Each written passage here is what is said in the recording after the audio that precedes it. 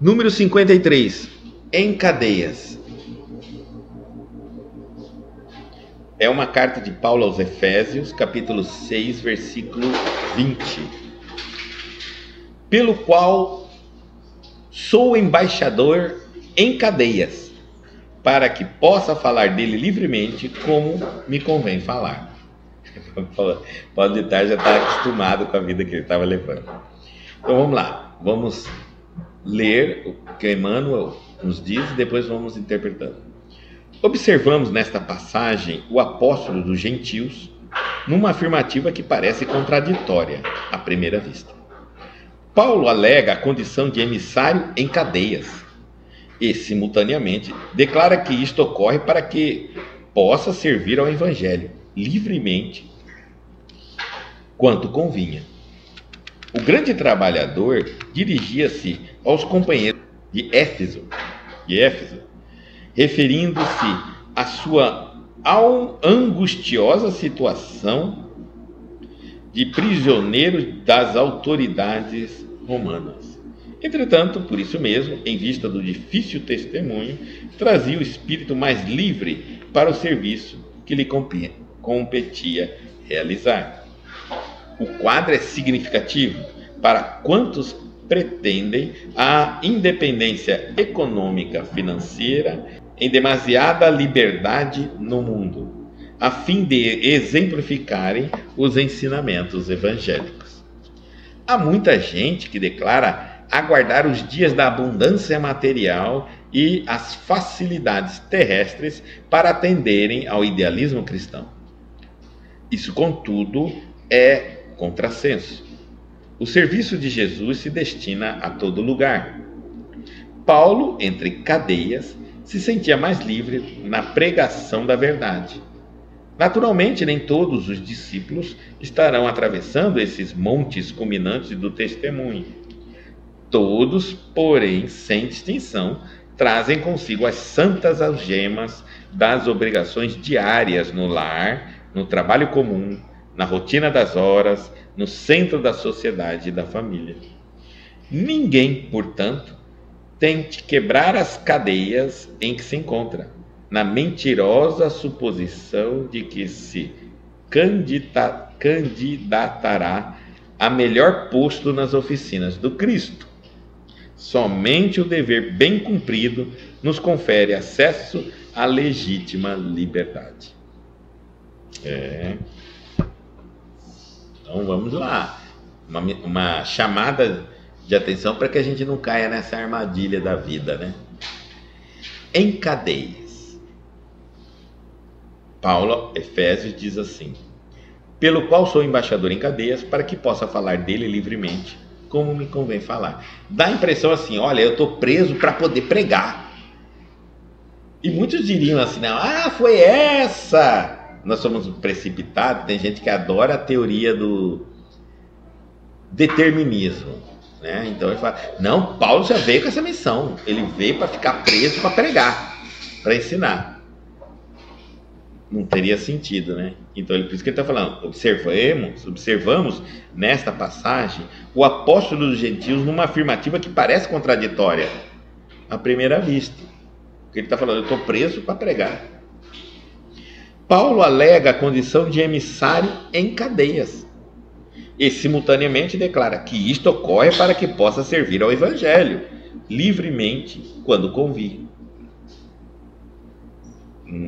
Não é contraditório?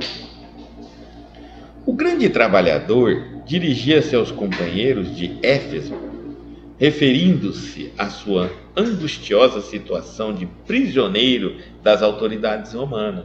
Várias vezes ele escrevia a Éfeso e dizia que, poxa, ele ainda estava preso. Escrevia de novo, ainda continua preso. Está aparecendo algumas coisas até hoje, né?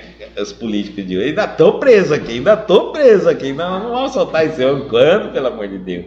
Então, ele estava preso. Não encontravam nada para mantê-lo preso. Mas ele ainda estava preso, ele ficava aguardando. Uma hora a autoridade romana ia soltar ele, já que ele não tinha nada para prendê-lo, nenhuma acusação nem nada, né?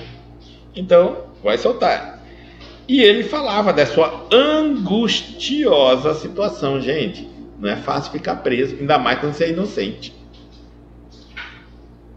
Entretanto, por isso mesmo, por exemplo, em vista do difícil testemunho, ele está testemunhando a dificuldade de ficar preso, trazia o espírito mais livre para o serviço que lhe competia realizar. Olha, é mais ou menos assim, ó. O pior que tinha que acontecer era ele ir preso. Ele já estava, então agora ele vai falar o que ele quiser, ele vai pregar. É isso. Tá certo? Se prenderam pelo que ele falava, ele agora já está preso, não tem mais o que fazer. Você matar. Mas se fossem matar, a acusação de matá-lo pelo que ele falava, já teriam sentenciado e matado. Então, no máximo que ia acontecer é ele ficar preso. E ele ficava preso. Pronto.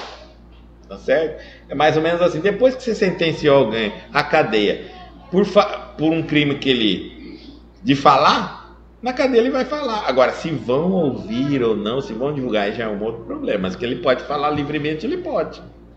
Tá? Ele não se intimidou. Ele, pelo contrário, transformou a situação dele de estar preso em uma situação mais tranquila. Olha, eu não tenho mais medo de nada. Agora eu vou ensinar, falar. Vou continuar fazendo o que eu fazia antes. E muitos de nós, se fôssemos pensar naquela época, nem sequer falaríamos de Jesus com medo de ser preso. Ele já foi preso por falar, agora vai continuar falando. É isso, tá bom? Então ele trazia o espírito mais livre para o serviço que lhe competia realizar. Além do mais, preso, ele não tinha uma série de preocupações. Botaram atrás de uma cela, numa salinha, e ali ele ficava. Então o que ele mais podia fazer a não ser pregar? O quadro é significativo, continuando a leitura, para quantos pretendem a independência econômica financeira ou demasiada liberdade no mundo, a fim de exemplificarem os ensinamentos evangélicos.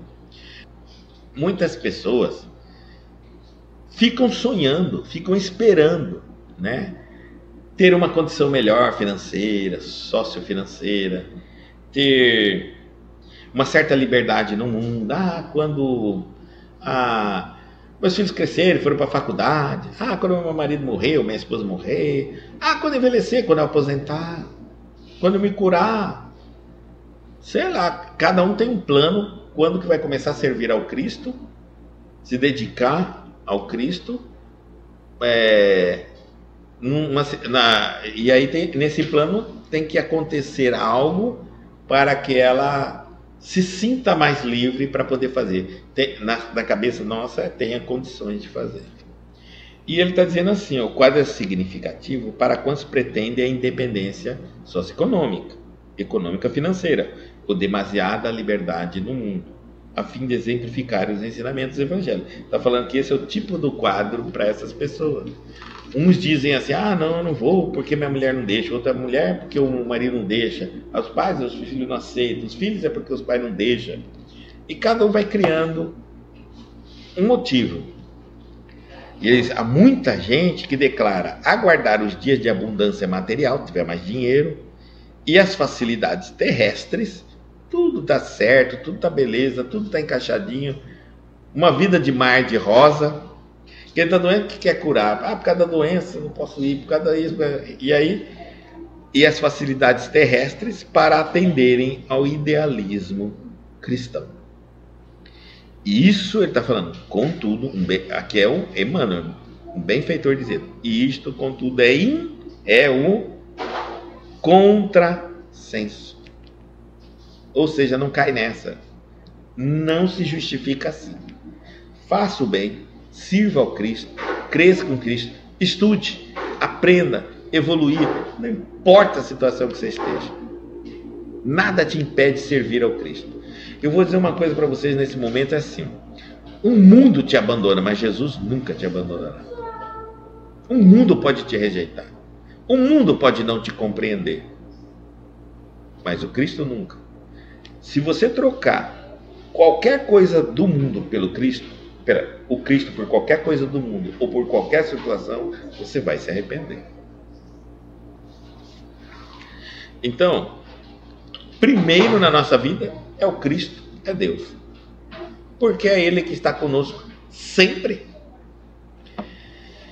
E aí ele diz assim: isso, contudo, é um contrassenso.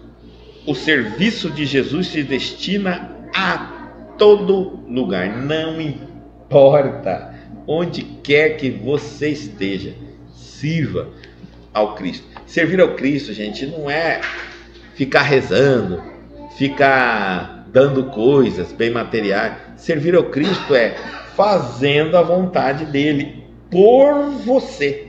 Ou seja, vamos dizer que você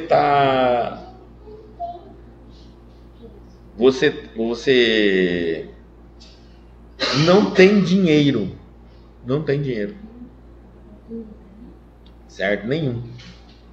Mas você enxerga a oportunidade, você percebe alguém, um vizinho tentando podar uma árvore que está um pouco mais alta.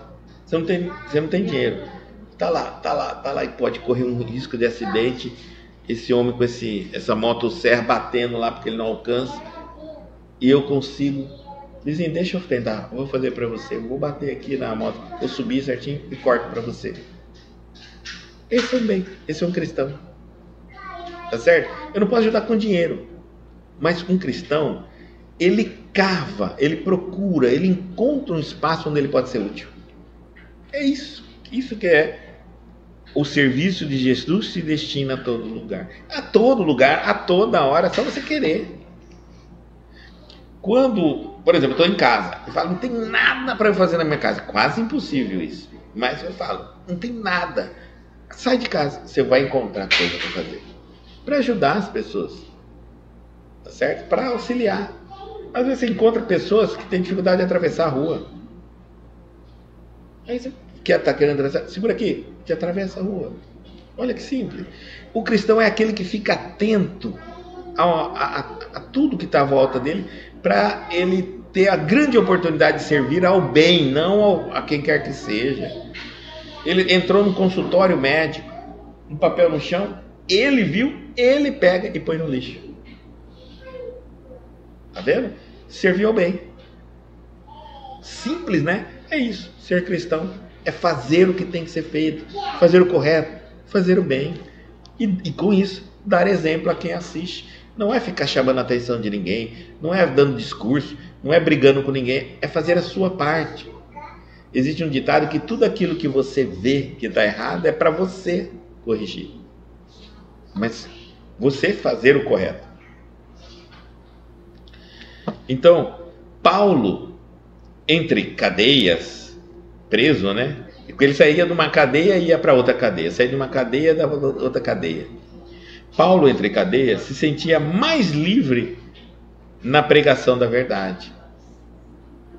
Lógico, imagina que eu na cadeia nem tenho que me preocupar mais, porque eu estou preso, tem um monte de regra que eu tenho que seguir. Naturalmente, ele está falando, e muitos de nós diriam assim, na cadeia, se me botaram na cadeia, não tem mais nada para fazer. Porque eu livre, eu tenho um monte de coisa, mas se eu entrar numa cadeia, aí eu não tenho mais, não preciso mais fazer, não tenho mais como servir Jesus. Tem. Você tem como servir a Jesus aos outros presos. Mas se eu tiver numa cadeira sozinho, tem. Como então agora servir, às vezes a cadeia que está do lado, dá de ouvir você, e você ofertar, olha, eu vou fazer uma leitura aqui do Evangelho, alguém quer que eu leia alto? Eu quero, por favor. Então você vai ler alto. Sempre você vai ser útil. Sempre. Desde que você queira ser útil. Ser esse medianeiro útil. Medianeiro do Cristo, discípulo do Cristo, trabalhador do bem. Você vai encontrar maneiras de ser. Porque nós pensamos que servir Jesus são coisas grandes, né? tal, vou pegar um caminhão de doação para levar no Senado. Não, não, não, não. É coisas pequeniníssimas, de grande importância. De grande importância. Então, naturalmente, ele está falando, nem todos os discípulos estarão atravessando esses montes culminantes do testemunho. Ou seja, nem todos os discípulos, mas todos nós um dia atravessaremos. Teremos que dar o nosso testemunho, a nossa de fé, não soltando do Cristo, custe o que custar. Porque Paulo está dando um grande testemunho, né? Se ele pensar, um cara que tem condições de pregar, de ensinar, um potencial enorme, um homem de tamanha fé no Cristo, por que Cristo não liberta ele? Pensa, Paulo de Tarso, livre, quantos discursos, quanta pregação, quantas pessoas ele poderia converter? Quantos Paulo de Tarso tem na nossa vida naquela época, então? Raríssimo! Olha só. E pegaram, e Deus permite, olha aí, prendê-lo. Não parece um contrassenso? Né? Então, nós vamos pensando assim, meu Deus, e ele está ali no seu testemunho, ele assim mesmo diz, não nego ao Cristo, não nego a minha fé, fico preso, não consigo pregar, desenvolver o trabalho, estou entregue nas mãos de Deus, se Ele quiser, Ele faz, o que Ele fizer, eu aceito, a vontade dEle, eu acolho. É isso que Ele fez. Então, se o Pai quer que eu fique na cadeia, sem converter, sem falar, sem ensinar milhares, porque Ele não precisa de mim agora. Quantos de nós aceita a vontade de Deus na nossa vida? Mesmo, às vezes a gente não consegue nem dimensionar o quanto é importante a posição que eu estou. Só porque eu gostaria de estar em uma outra posição, fazer uma outra coisa e não tenho condições, eu não faço nem o que Deus me pediu.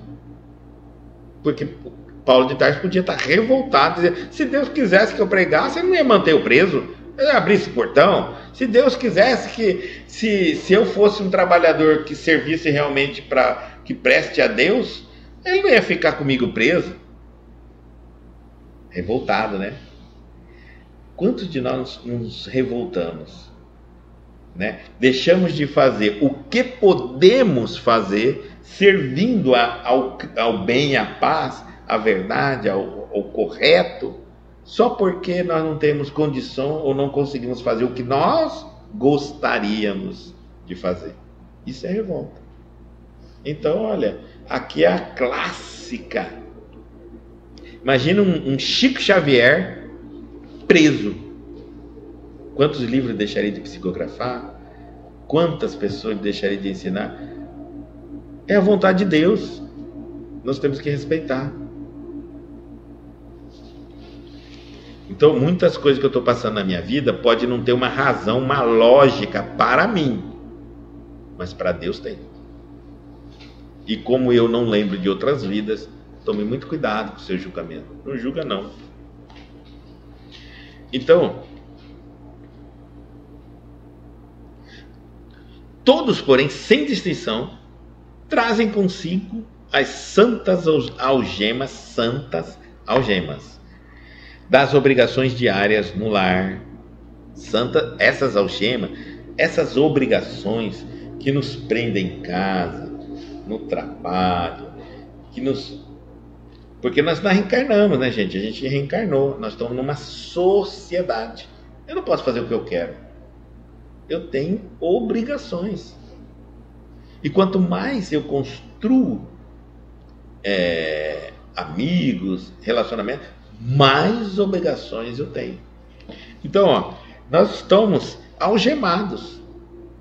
As obrigações diárias no lar, no trabalho comum, na rotina das horas, no centro da sociedade e da família.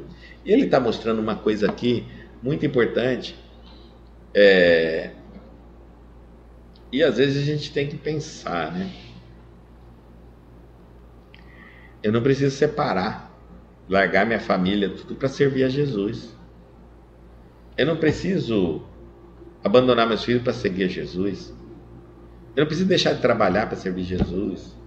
Eu não preciso, enfim. Ele está falando bem claro aqui, todos, porém, sem trazem consigo santas algemas. Tudo isso é obrigação nossa. Faz parte do nosso mundo material. Então eu não posso, não acalente a ideia de que eu tenho que viver concurso diferente de todos os seres humanos para servir a Jesus. Não carregue isso. Foi o que muitas religiões tentaram. Uma religião muito poderosa tentou fazer, não está dando conta. O homem não pode casar para servir a Jesus, a mulher não pode casar para servir a Jesus, tem que ter castidade. Não precisa. E quando nós começamos a impor determinadas circunstâncias contra a natureza humana, é pior.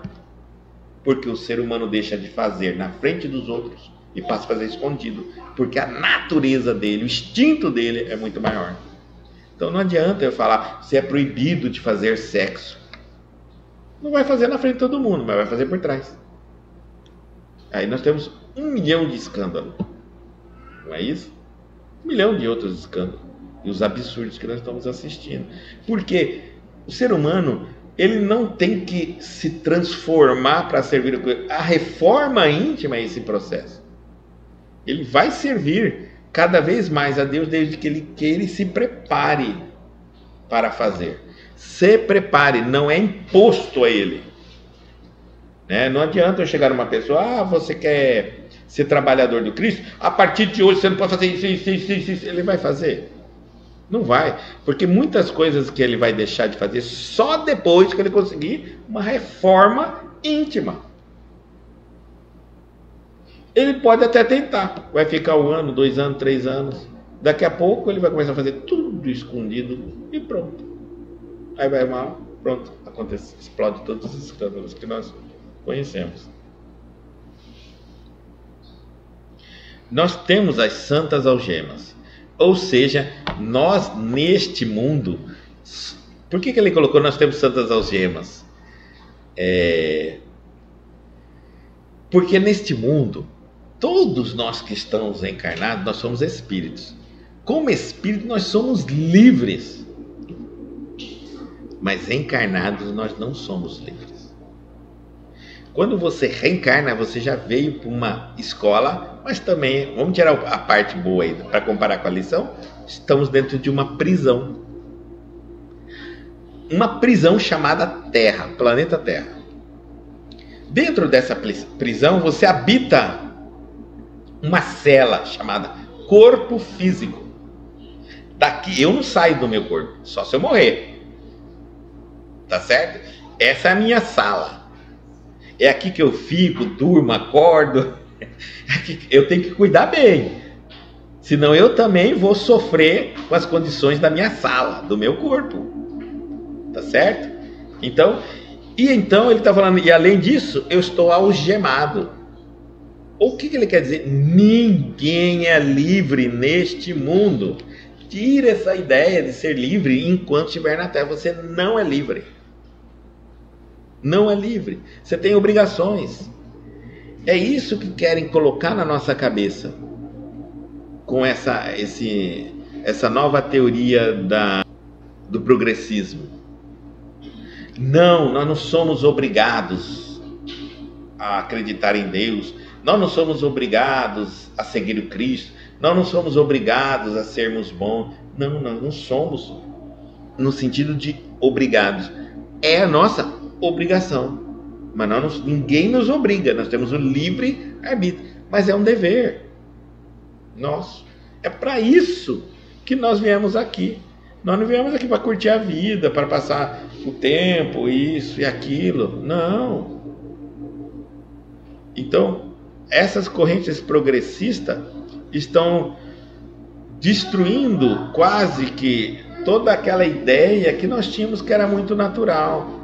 fazer reforma íntima, se transformar um ser humano melhor, evoluir espiritualmente, é o nosso dever, nossa obrigação. E nós estamos algemados em algumas obrigações terrenas aqui, onde nós temos que cumpri-las. Eu não posso fazer o que eu quero. Não posso. Até porque eu nem sei o que eu quero. Ou quando sei o que eu quero, nem tenho certeza se é certo. O nosso grau de evolução ainda não nos permite, muitas vezes, saber se o que eu faço está certo ou está errado. Quantas coisas nós já fizemos neste mundo, tendo certeza que estava certo e estava errado depois. Então, vamos aceitar quem somos. Para termos essa liberdade que a teoria progressista tanto nos inventa na cabeça, nós temos que ter uma super evolução. Nós teremos que ser espíritos muito mais evoluídos, com uma visão muito mais ampla sobre a vida. Mas mal e mal conseguimos. Nós ainda choramos por pequenas coisas, nós somos apegados, choramos por pedaço de anel, choramos por corrente, choramos por coisas muito simples. Nós somos muito pequenos para decidir o que queremos. Matamos alguém por um pedaço de metal, por um celular, morremos por um celular. Não, para nós não é possível nós termos tanta liberdade. Alguém acima de nós, por amor, por misericórdia, tem que cuidar de nós. Somos crianças. E quando nós aceitarmos isso, o progressismo vai desaparecendo, porque para sermos cuidados, temos que obedecer um pai, uma mãe, um cuidador. E aí podemos dar o nome que quiser, nós chamamos de Deus. É quem ele cuida de nós, e manda um irmão mais velho chamado Jesus para nos ensinar como nós podemos cuidar melhor de nós mesmos, aprendendo a evoluir. E aí nós vamos lá.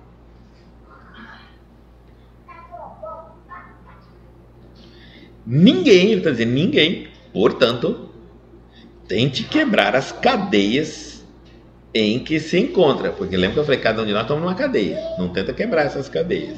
Na mentirosa suposição de que se candidatará a melhor posto nas oficinas do Cristo. Ou seja, olha, não venha com a ideia que você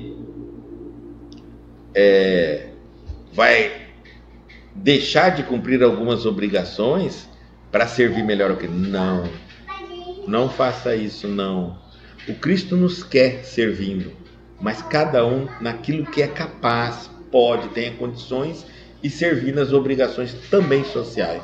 Então não pensa assim, sabe o que eu vou fazer? Eu quero agora evoluir. Então eu vou sair, comprei uma chácara, vou embora para lá, viver numa casinha pequenininha, só orando. E a sua família? Você quebrou a cadeia da família? Quebrou a cadeia da sociedade? Quebrou a cadeia da convivência com outras pessoas? E quantas coisas você quebrou? E quem disse a você que o Cristo quer isso? Isso é servi-lo. Isso é idolatria, fanatismo. Você está fugindo das suas obrigações terrenas para se desculpar. E aí, então você está usando uma desculpa no Cristo. Somente o dever bem cumprido nos confere acesso à legítima liberdade. E aí, aquele matou tudo. Cumpra seu dever. Quando um jovem pergunta assim, se eu não posso fazer isso, se eu não posso fazer aquilo, mas nesse não posso, não é sendo coagido a não fazer, não é impedido de fazer. Não devo fazer isso, não devo, pode, mas não deve. Não devo fazer isso, não devo fazer aquilo, não devo fazer aquilo, não devo. Então eu não sou livre. Eu não sou livre, né? Ele vai falar isso para nós. Essa é a forma mais tranquila de você. A maior liberdade que um ser experimenta nesta vida de liberdade, a maior liberdade é servir a Deus. Porque, gente, quando eu sirvo ao Pai, eu me torno o que eu sou, para qual eu fui criado, espírito. Aí eu tenho a minha liberdade, eu tenho meus poderes como espírito. Compreenderam? Eu não tenho realmente como ser livre não seguindo o meu desiderato, a finalidade para a qual Deus me criou. Quando eu desvio esse caminho, imediatamente um monte de leis tem que proteger eu de mim mesmo. Olha só, porque tudo que está fora das leis de Deus, para o meu bem, me faz mal. E como Deus me ama, Ele cuida de mim. É mais ou menos assim: meu filho, estamos numa sala, você quer ser livre? Eu vou te dar algumas condições aqui na sala. Não grite, estão os brinquedos. Depois que terminar de brincar, você pode pegar o que você quiser. Depois que você terminar de brincar, guarda. E não saia da sala. Pronto, essas são as regras. Olha só, o filho está fazendo tudo que o pai falou, ele está livre. Mas daí dá na cabeça dele de ele fazer uma coisa que o pai falou para ele não fazer: sair da sala. Aí o pai vai lá e vai cobrar, vai impedir, vai chamar a atenção, vai impor ele: não faça isso. Vai ter consequências se você sair da sala. Aí ele vai dizer: mas eu não sou livre. Você é livre dentro da sala. Mas se você for para fora da sala, pode acontecer. O que eu estou fazendo é para que você não sofra as consequências da sua escolha. É por amor a você que eu não deixo você sair da sala. Não é por castigo, não é por punição. Para preservá-lo de acidentes maiores. Nós somos espíritos, filhos de Deus.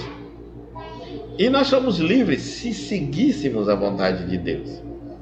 A partir do momento que eu seguisse a vontade de Deus, compreendesse os ensinamentos de Jesus, dedicasse, aprendesse e fosse me doando cada vez mais, fazendo a minha reforma íntima, eu ia adquirindo cada vez mais liberdade, meus dons espirituais iam sobressaindo cada vez mais. As minhas missões na Terra iam aumentando, responsabilidades aumentando, eu ia ter uma trajetória terrena totalmente diferente da trajetória que nós temos. Hoje, nós temos uma trajetória totalmente impedida, porque se deixar a gente bebe até cair, usa droga, não se preocupa com as pessoas, trapaceia, engana, rouba, mente e faz um monte de coisa errada. Então hoje nós somos acolhidos pelas leis, as leis existem para que a gente não abuse da direção errada, para que a gente não vá nos tornar coisas para a qual nós não fomos criados. Então Deus deixou um caminho limpo, tranquilo, belíssimo para nós. E um cheio de leis, para que a gente não venha sofrer as consequências da escolha. Para nos proteger, só isso. E é lá que às vezes eu digo que eu estou livre. Lá naquele lugar onde eu não posso fazer nada. Se eu jogar uma pedra para ficar na direção dela, cai na minha cabeça. Como que você é livre? Você nunca vai ser livre. Ah, mas eu não vou sair daqui. A pedra que vai mudar a direção. Não vai mesmo. Você vai ter que sair daí. Que a pedra não vai... Ah, se eu não quiser, se eu não acreditar que a bala me mata, pode atirar em mim. Vai morrer. Você está entendendo? Porque existem regras que são assim. Para que você não faça isso, né? Não chega nesses limites, existe uma série de leis para cuidar de você. Compreenderam? Então, somente o dever bem cumprido nos confere acesso à legítima liberdade. É por isso que quanto mais evoluído eu for, mais livre eu sou, mais desfruto do livre-arbítrio. Por isso que quanto menos evoluído eu for, menos livre-arbítrio eu tenho, porque eu não saberia o que fazer com o livre-arbítrio. Isso vai caindo em todos os reinos, tá? Em todos os reinos. Tem seres ainda não com uma consciência ainda não muito desperta, que lida na natureza está no livro dos espíritos elementares, seres elementares, que, por exemplo, cuidam da chuva, do vento, da tempestade, né? Uma série de coisas. Esses seres elementares, eles seguem totalmente a direção de espíritos mais evoluídos. Eles também não são livres. Porque já imaginou esses espíritos livres? Ele ia fazer furacão em tudo quanto é lugar. Terremoto, chuva sem parar. Então, eles têm um poder. São milhares aglomerados. Mas tem que ter a direção de alguém que tenha consciência. Então, quanto menos evoluído você for, menos livre você será. Quer liberdade? Evolua. Quer liberdade? Segue a Deus. Ah, mas se eu vou seguir a Deus, eu vou obedecer os ensinamentos de Deus, eu não vou ser livre. Você vai ser livre a partir do momento em que você adquirir consciência e condições de usufruir dos seus dons. Falando isso, a gente não consegue construir essa evolução, esse caminho, esse caminhar, sem uma constância. Porque a gente faz, aí para. Passa um tempo, volta, para. Volta, para. E às vezes a gente está ficando no mesmo lugar, porque a gente já caminhou 10 passos, parou. Mas a gente não para só. A gente continua caminhando em outras direções. Acaba que quando eu lembro de novo, eu volto e vou caminhar os 10 passos, ainda aquele que eu já caminhei. De novo. Né? Eu já não me lembro mais da trajetória, então eu estou fazendo o mesmo passo, o mesmo caminho, toda hora, durante toda a minha vida. E aí um dia eu vou perguntar, mas por quê? Porque você nunca começou e nunca mais parou. Começa, para, começa, para, começa, para, começa, para. Né? Então a constância é muito importante. Muito, muito. Quando você começar a fazer a oração, a meditação, começar a colocar a cabeça em ordem, né? Fazer os exercícios, aí você, depois de um tempo, você começa a sentir os benefícios. Aí acontece alguma coisa, você já parou de fazer. Aí você vai ter que começar, aí você lembra, eu lembro, parei, vai começar tudo de novo. Tá certo? É sempre assim. Vou ler o livro, vai ter que ler tudo de novo. Então você fica repetindo, não caminha. Por isso que essa palavra ininterrupta, abraça isso. Torne-se cristão ininterrupto e não de vez em quando. Aí você vai avançar. Aí o que você vai aprendendo cada vez coisas novas, e não a mesma coisa.